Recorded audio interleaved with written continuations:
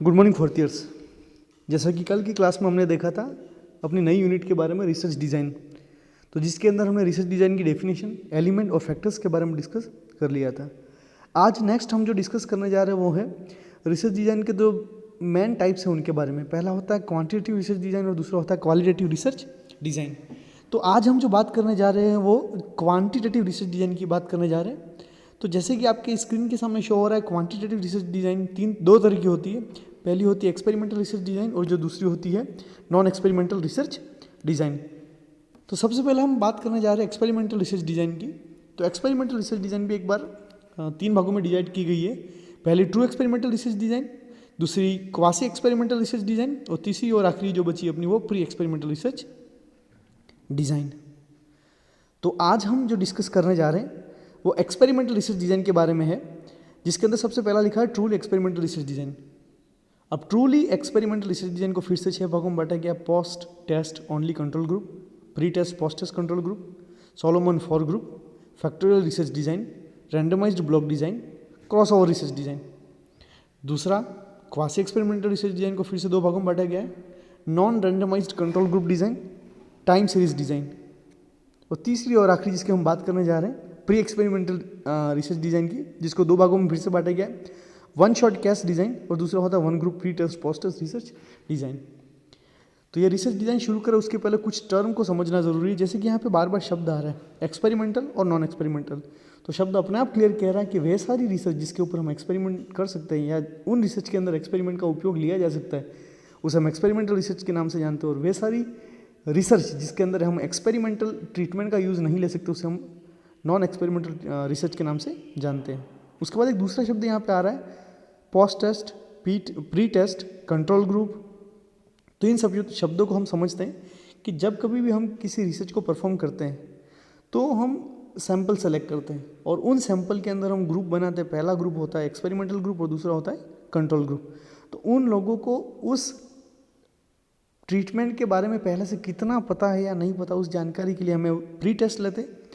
कुछ के अंदर हम प्री टेस्ट नहीं लेकर के पोस्ट टेस्ट लेते हैं। तो इस तरीके से pre test, post test, control group और एक्सपेरिमेंटल ग्रुप, ये 4 बातें ऐसी जो हमें आगे के रिसर्च के अंदर अच्छे से समझनी ज़रूरी है।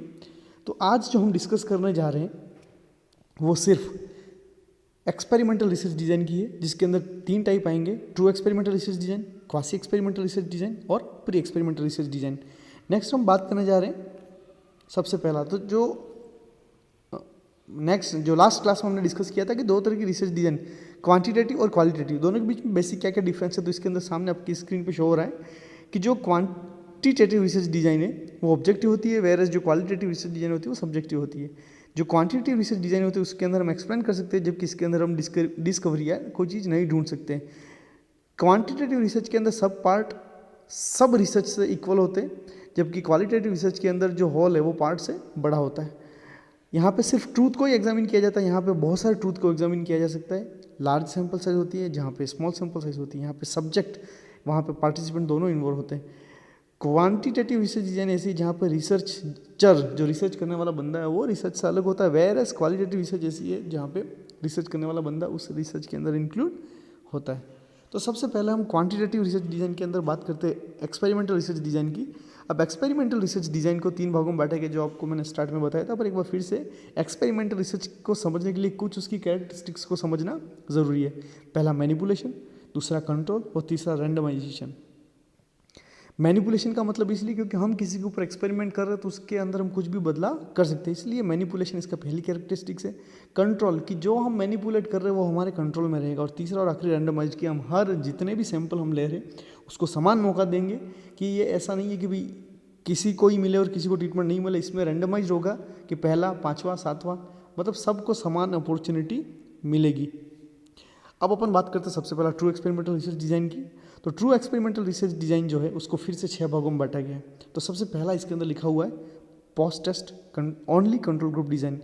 तो इसके अंदर जो आपकी स्क्रीन के अंदर शो हो रहा है उसको आप आराम से डिटेल में पढ़ना, पर मैं post test only control research design को डायग्राम के थ्रू आपको समझाने की कोशिश कर रहा हूँ। तो सबसे पहले अपन बात करते हैं कि रैंडमाइज्ड असाइनमेंट करेंगे हम, कुछ बंदों को सेलेक्ट करते हैं रैंडमली कि अपने पास एक कोई ग्रुप मौजूद है 100 का, उसमें से हम किसी 50 को अपनी तरफ खींच लेते हैं, तो कोई 50 कोई भी हो सकते हैं, उसमें यही नहीं कि पहला तीसरा पांचवा सातवां, तो उसमें हर दूसरा चौथा वो छूट रहा है। पर कोई भी 100 लोग अपने पास में, उसको हम रैंडमाइज्ड भी आधे इधर आ जाओ तो कोई भी आ सकते हैं, चाहे वो अच्छे हो या खराब हो। तो उन आधों को हम सेलेक्ट करते हैं, रैंडमाइज्ड असेसमेंट।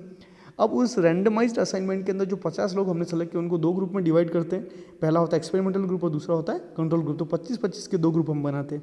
जी हाँ, जैसे कि डायग्राम आपके सामने शो हो रहा है, प्री टेस्ट, ट्रीटमेंट और पोस्ट टेस्ट। तो अपने जो इस रिसर्च डिज़ाइन का नाम है पोस्ट टेस्ट ओनली, तो यहाँ पे प्री टेस्ट होता ही नहीं, इसलिए दोनों जगह पे इस कॉलम को खाली रखा गया है। हाँ, एक्सपेरिमेंटल ग्रुप जहाँ पे है वहाँ पे हमने ट्रीटमेंट दिया है, जिसको हम एक्सपेरिमेंटल ट्रीटमेंट के नाम से जानते हैं, जबकि कंट्रोल ग्रुप है जहाँ हमने कोई ट्रीटमेंट नहीं दिया। हाँ, दोनों के अंदर हमने पोस्ट टेस्ट दिया है। एक और एग्जाम्पल से इसको हम समझते हैं कि ये गर्भवती महिला जिसको बार बार उल्टी हो ऐसा सेंसेशन आता है, तो उस सेंसेशन को हम कैसे कम करें, तो हम एक रिसर्च करते हैं। बोले तो post test control group research design ऐसे, जिसके अंदर हमने 50 प्रेग्नेंट लेडी सेलेक्ट करी, उसमें 25 एक्सपेरिमेंटल ग्रुप और 25 कंट्रोल ग्रुप, जिसके अंदर दोनों को प्री टेस्ट नहीं लिया गया है, कुछ के अंदर ट्रीटमेंट दिया गया है और दोनों का पोस्ट टेस्ट लिया गया है। तो यह हुआ post test control group research design. दूसरी रिसर्च डिजाइन की अगर हम बात करें,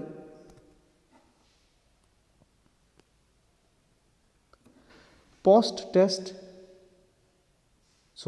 test post test control group research design. अब pre test post test control group design के अंदर भी यही है कि यहाँ पे भी डायग्राम के थ्रू हम समझते हैं, स्टेप्स आपके सामने नोट्स एक बार आप रीड करना। अब इसके अंदर भी हम रैंडमाइज्ड असाइनमेंट करते हैं लोगों को, फिर से उसमें 2 तरह के ग्रुप बनाते हैं, एक्सपेरिमेंटल ग्रुप और कंट्रोल ग्रुप। प्री टेस्ट भी लिया जाएगा, पोस्ट टेस्ट भी लिया जाएगा, पर हाँ एक्सपेरिमेंटल ट्रीटमेंट है वो सिर्फ एक्सपेरिमेंटल ग्रुप को ही दिया जाएगा। अब तीसरा ग्रुप जो हम बात करते हैं सोलोमन फॉर ग्रुप, तो यहाँ पे शब्द बता रहा है कि फॉर, FOUR 4। तो जैसे कि हमने पहले पढ़े पोस्ट टेस्ट कंट्रोल ग्रुप और दूसरा पढ़ा प्री टेस्ट पोस्ट टेस्ट, तो दोनों ऊपर वाले रिसर्च डिजाइन को अगर इंक्लूड कर दिया जाता है तो इसको हम Solomon four group research design के नाम से जानते हैं। आप एक बार डायग्राम देखना, आपको इजीली इसको समझ में आएगा। जैसे कि इस डायग्राम के अंदर बताया गया, देखना कि रैंडमाइज्ड असाइनमेंट की भी किन्हीं लोगों को हम सेलेक्ट करते हैं। पहले हम 2 ग्रुप बना रहे थे, पर इसके अंदर हम 4 ग्रुप बनाएंगे, experimental group 1, control group 1, experimental group 2, control group 2। फिर इसके अंदर बताया गया कि 2 ग्रुप को हम प्री टेस्ट देते हैं, 2 ग्रुप के अंदर प्री टेस्ट नहीं लेते हैं। हाँ, ट्रीटमेंट की अगर बात करें तो एक्सपेरिमेंटल ग्रुप पहला और एक्सपेरिमेंटल ग्रुप दूसरा, दोनों को ट्रीटमेंट दिया जाता है। और पोस्ट टेस्ट की अगर बात करें तो प्री टेस्ट के अंदर दोनों, फर्स्ट जो ग्रुप है उसके अंदर दोनों को अंदर पोस्ट टेस्ट दिया गया और दूसरे के अंदर भी पोस्ट टेस्ट दिया गया है। पर यहाँ पे जो स्क्रीन के सामने जो शो कर रहा है,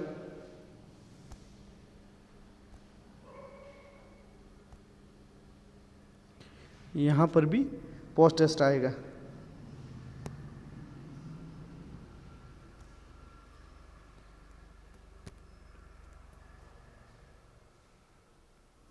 नेक्स्ट जो हम बात कर रहे हैं ये हुआ सोलोमन फॉर ग्रुप।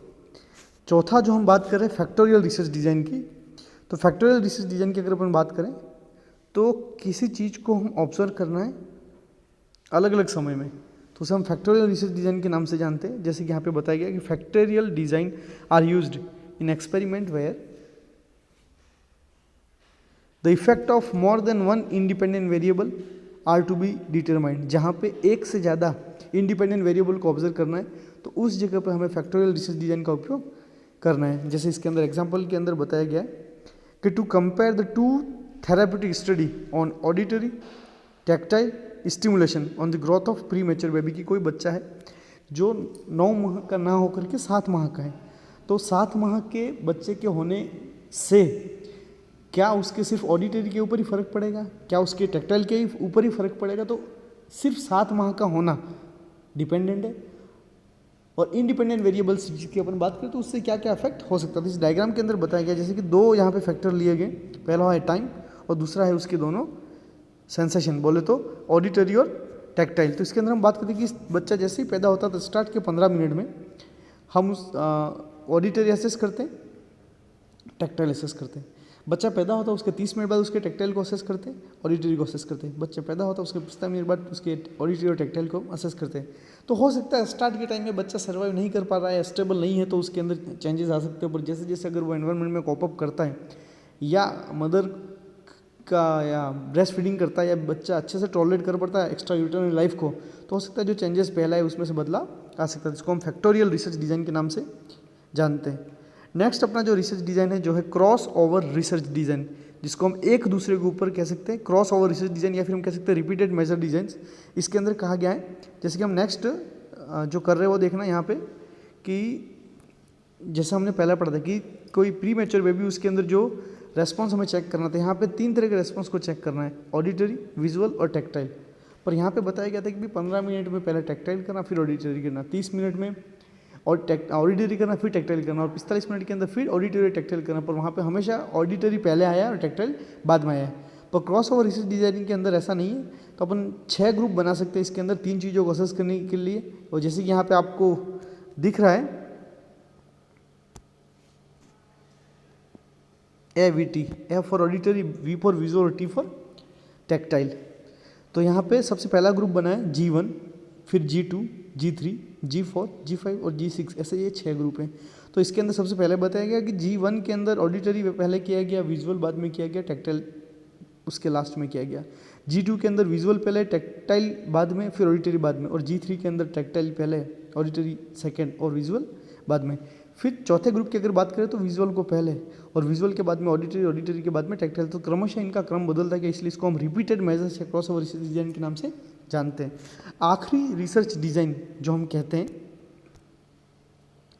वो है randomised block research design. Randomised block research design के अंदर यहाँ पे जैसे कि हम कह सकते हैं एग्जाम्पल के थ्रू कि एक डायबिटिक वाला पेशेंट है, उसके ऊपर एक मेडिसिन असर कर रही है, पर वही मेडिसिन डायबिटिक वाले पेशेंट के साथ साथ में अगर उसको हाइपरटेंशन है तो उसको उतना असर नहीं कर रही।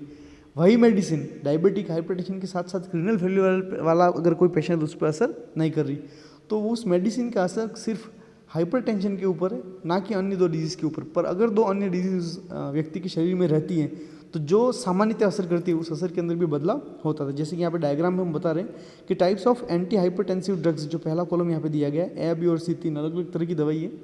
अब इसके अंदर सबसे पहला patient with the primary hypertension की, एक पेशेंट जिसको सिर्फ खाली या ओनली हाइपरटेंशन है, तो उसके ऊपर ये तीनों दवाई अच्छे से असर कर सकती है।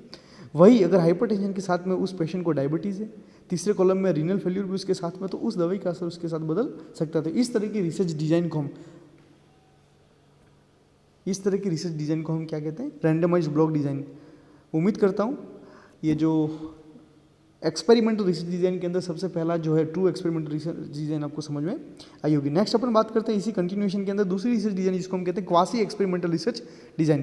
क्वासी एक्सपेरिमेंटल रिसर्च डिजाइन जो है उसको भी 2 भागों में बांटा गया। उसमें सिर्फ फर्क इतना है कि जो हमने पहले पढ़ा था रैंडमाइज्ड असाइनमेंट, कि भी किसी भी 100 लोगों में से 50 को सेलेक्ट करना, वो 50 कोई भी हो सकते हैं, पर क्वासी के अंदर वो रैंडमाइज्ड ना होकर के उसको हम नॉन रैंडमाइज्ड के नाम से जानते हैं, क्योंकि वहाँ पे रैंडमाइज था, यहाँ पे नॉन रैंडमाइज्ड है। वहाँ पे इक्वल था, यहाँ पे नॉन इक्विलेंट है, कि सबको समान मौका नहीं मिलेगा। जैसे कि दूसरा चौथा छठा तो पहला तीसरा छूटेगा, पहला तीसरा आया तो दूसरा चौथा छूटेगा, तो इसलिए रैंडमाइज सिलेक्शन नहीं है यहाँ पे। तो रैंडमाइज्ड, तो क्वासी एक्सपेरिमेंटल रिसर्च डिजाइन की अगर अपन बात करें तो दूसरा 2 टाइप है। पहला non randomised control group design, या कह सकते हैं non equivalent control group design, जिसके अंदर भी सेम यहाँ पे दिया गया है कि रैंडमाइज्ड असाइनमेंट जो यहाँ लास्ट वाले में था वो यहाँ पे अवेलेबल नहीं है। तो यहाँ पे सिर्फ एक्सपेरिमेंटल ग्रुप और कंट्रोल ग्रुप 2 ही हैं। प्री टेस्ट दोनों का होना है, एक्सपेरिमेंटल ट्रीटमेंट एक्सपेरिमेंटल ग्रुप को ही मिलना है, और पोस्ट टेस्ट दोनों का होना है। तो मैं उम्मीद करता हूँ ये non randomised control group research design आपको समझ में आई होगी। और दूसरी इसके अंदर कहा गया है टाइम सीरीज डिजाइन, क्योंकि समय के साथ साथ में उस रिसर्च को कंटिन्यूएशन किया गया। जैसे कि यहाँ पे डायग्राम में बताया गया आपको कि एक रिसर्चर जो है वो किसी पेशेंट के पेन के लेवल को असेस करना जा रहा है, तो वो 2 तरह के ग्रुप बनाता है, या सिर्फ उस ग्रुप के अंदर एक एक्सपेरिमेंटल ग्रुप बनाता है। तो एक्सपेरिमेंटल ग्रुप जो है बिफोर कि दर्द के पहले या कोई मेडिसिन देने के पहले उसका पेन का लेवल कैसा था, 0, 1, 0, 2, ऑब्जर्वेशन 1, ऑब्जर्वेशन 2, ऑब्जर्वेशन 3, ऑब्जर्वेशन 4 और ऑब्जर्वेशन 5। जैसे मेडिसिन दे देता है observation 6, observation 7, observation 7, observation 8, observation 9 और ऑब्जर्वेशन 2, इस तरीके से उसको वो असेस करता है। इस तरह के रिसर्च डिजाइन को हम टाइम सीरीज के समय के साथ में उसका आकलन करने को हम टाइम सीरीज डिजाइन कहते हैं। ये हुआ सिर्फ टाइम सीरीज डिजाइन। अब नेक्स्ट इसके अंदर लिखा है multiple time series research design, जिसके अंदर कंट्रोल ग्रुप भी रहता है और उसके अंदर भी कहा गया है कि बिफोर एंड आफ्टर की तरह। और तीसरा और आखिरी एक्सपेरिमेंटल रिसर्च डिज़ाइन के अंदर जो अपना बचा वो है प्री एक्सपेरिमेंटल रिसर्च डिज़ाइन, यहाँ पे तीसरा और आखिरी टाइप से, इसके फिर से दो टाइप से। पहला है वन शॉट केस मेथड। अब वन शॉट केस मेथड की अगर अपन बात करें तो यहाँ पे सिर्फ एक्सपेरिमेंटल ग्रुप ही रहेगा, एक्सपेरिमेंटल ट्रीटमेंट ही दिया जाएगा और पोस्ट टेस्ट ही दिया जाएगा। यहाँ पे कोई भी कंट्रोल ग्रुप नहीं आता है। और last one group pre test post test design दिया गया, जहाँ पे भी कंट्रोल ग्रुप नहीं है, सिर्फ एक्सपेरिमेंटल ग्रुप है, प्री टेस्ट है, एक्सपेरिमेंटल ट्रीटमेंट और पोस्ट टेस्ट। जैसे कि स्टार्ट वाला रिसर्च डिज़ाइन के अंदर कॉलम देखे थे कि भाई एक्सपेरिमेंटल ग्रुप भी था, कंट्रोल भी था, पर यहाँ पे वन ग्रुप लिखा हुआ, मतलब सिर्फ एक ही ग्रुप है जो कि एक्सपेरिमेंटल ग्रुप है। तो उम्मीद करता हूँ जो ट्रू एक्सपेरिमेंटल रिसर्च डिज़ाइन बोलते हो, एक्सपेरिमेंटल रिसर्च डिज़ाइन के तीनों टाइप आपको समझ में आए होंगे। Thank you.